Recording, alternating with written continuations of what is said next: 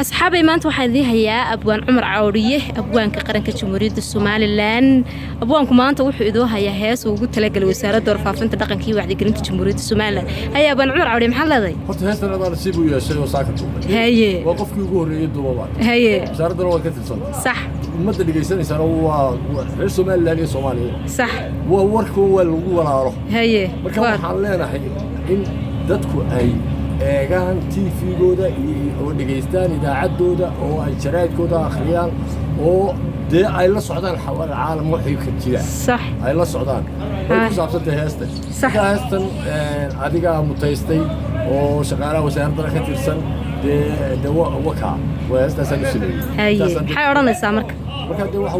halkani waa wasaaradii warfaafintii iyo dhaqanka wacan wacyigelintii qaranka wadankan Somaliland wadankan Somaliland halkani waa wasaaradii warfaafintii iyo dhaqanka wacan wacyigelintii qaranka wadankan Somaliland